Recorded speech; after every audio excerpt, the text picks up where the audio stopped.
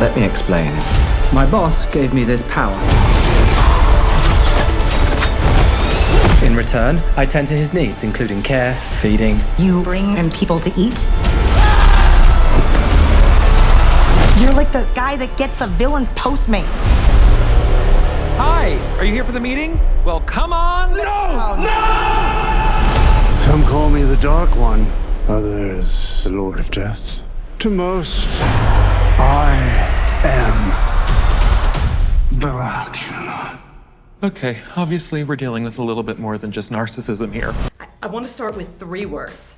I am Dracula. How much time went into that? Well, I wanted to channel a little of Bela Lugosi, because whenever you say Dracula, you want to go back to that. In the movie, I normally speak with a mid-Atlantic accent, but I hit Dracula with more of a Transylvanian accent. And can you tell me about the relationship between Dracula and Renfield?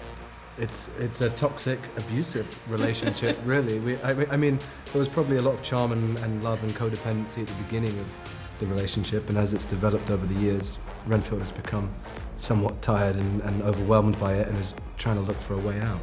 There are few people on this planet who, like, you just hold on to every word that's gonna come out of their mouth because you don't know what they're gonna say.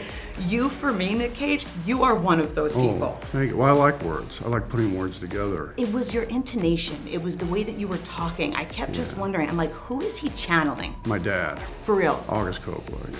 That's He was a professor of comparative literature, and he made the decision to speak with distinction. I couldn't understand it as a child. I was like, well, why are you talking to this continental BS accent? Well, you know, Nicolas, let me explain something to you, okay?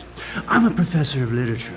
I made the decision to speak like this because I'm talking about literature. Okay, so just tell everybody how Teddy Lobo and the Lobo crime family fits into this Dracula story. Oh yes, okay. So I play a character named Teddy Lobo, and in this character, we are the mob syndicate of this town in this movie. And the whole idea is we run the town, and then Renfield starts messing stuff up. So we start fighting Renfield, and it becomes this huge battle royale. And then Dracula comes in, and Aquafina's there, and it's just amazing. There's blood, there's comedy, there's a whole bunch of action. And then when you watch it, you got up and you went like this. Can we just like talk about everything that you have going on too? Oh, I'm playing New York. I'm playing Radio City I know, in September. Radio City, and like you were a page at the Letterman show. Yeah. Like you were someone who's been obsessed with comedy. You're a New Yorker, and like you're gonna be in Radio City Music Hall. It's crazy. I have to go there now because if you go by, there's a picture of me near the thing, and I just have to take a. None of it feels real. It's all like.